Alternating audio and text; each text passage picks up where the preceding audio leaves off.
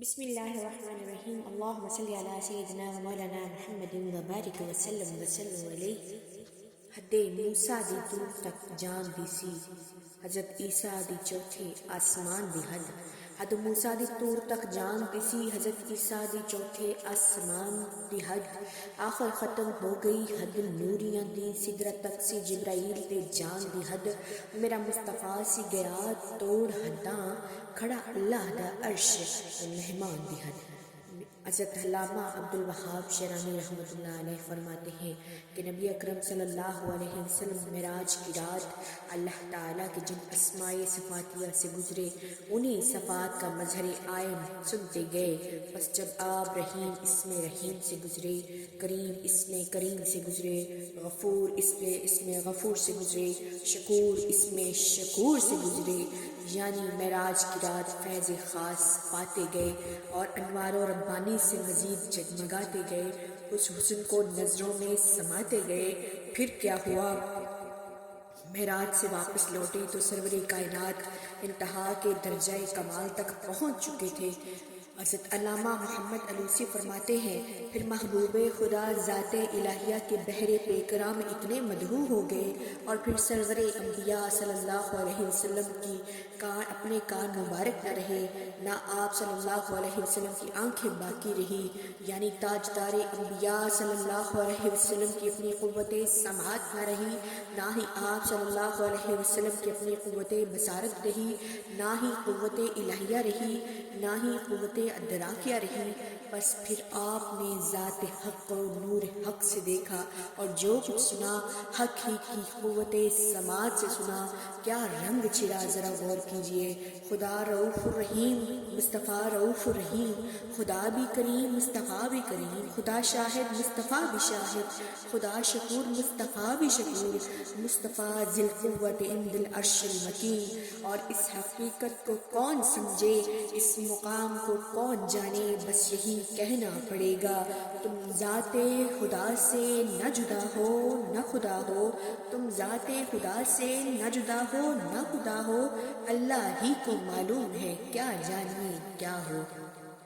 اور اسی طرح حضور نبی پاک صلی اللہ علیہ وسلم معراج کی رات اللہ سے ملاقات کرنے کے لیے گئے۔ معراج کی رات سرور کائنات کا اعلیٰ استقبال ہوا، افلاک کو سجایا گیا، ہر آسمان پر آپ صلی اللہ علیہ وسلم کا استقبال ہوا، ملائکہ آسمان کو حکم ہوا آج تمام آسمانوں کو اچھی طرح سجا کر ان کے ہر دروازے پر خوبصورت اور خوشنما صحرابیں کھڑی کر کے ہر صحرا کی پیشانی پر کتنے لکھ کر آویزاں کر دیے جائیں، اور پہلے آسمان پر کندہ کیا گیا هو الذی بعث فی الامیین رسولا منہم یتلو علیہم آیاتہ، دوسرے آسمان پر لکھا گیا وما ارسلناک الا رحمتا للعالمین، تیسرے آسمان پر لکھا گیا یا ایھا النبی انا ارسلناک شاہدا ومبشرا ونذیرا، اور چوتھے آسمان پر لکھا گیا الحمدللہ الذی انزل علی عبدہ الکتاب ولم یجعل لہ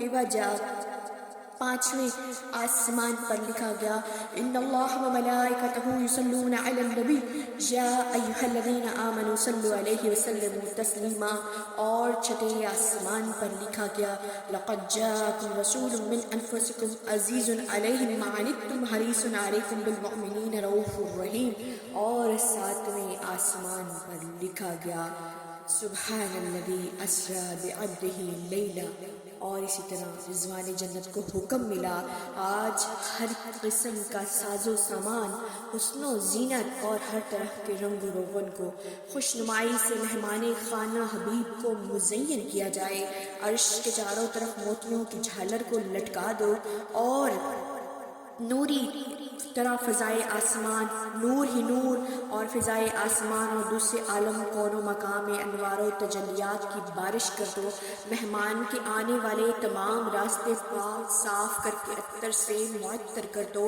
حضرت جبرائیل امین کو حکم ہوا آج رات شمس و قمر کی روشنی زیادہ کر دو اور ستاروں کی چمک دمک میں بھی اضافہ کر دیا جائے، اور جبریل عرض گزار ہوا یا الہی کیا قیامت قریب آ گئی؟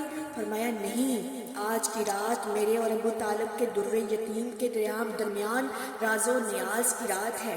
اے جبرائیل، آج کی رات رحمت کے دروازے کھول دو، عذاب اٹھا دو۔ پھر ملک الموت کو حکم ہوا، اے اسرائیل، آج کی رات کسی کی روح قبض نہ۔ آج کی رات وصل و ملاقات کی رات ہے، قرب حضوری کا وقت ہے۔ یہ چراغ کیوں جلایا جا رہا ہے؟ یہ فرش کیوں بچھایا جا رہا ہے؟ یہ عرش کیوں سجایا جا رہا ہے؟ ستاروں کو کیوں چمکایا جا رہا ہے؟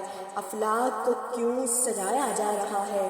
اس لیے کہ محمد کو بلایا جا رہا ہے، یعنی باعث تخلیق دو عالم، فخری نبی آدم، سید المرسلین، خاتم النبیین، شفیع المذنبین، رحمت للعالمین، ہادی السبل، خاتم الرسل آ رہا ہے۔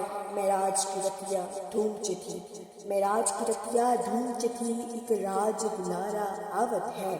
لولاک کا صحرا ہر سو ہے، وہ احمد پیارا آوت ہے۔ دھرتی سے اٹھا آفاق چڑھا، دھرتی سے اٹھا آفاق چڑھا، ممتاز یہ غل تھا چاروں طرف، اور حق سے ملنے صلی اللہ، سردار ہمارا جاوت ہے، سردار ہمارا جاوت ہے۔ سبحان الذی اسریٰ بعبدہ لیلا۔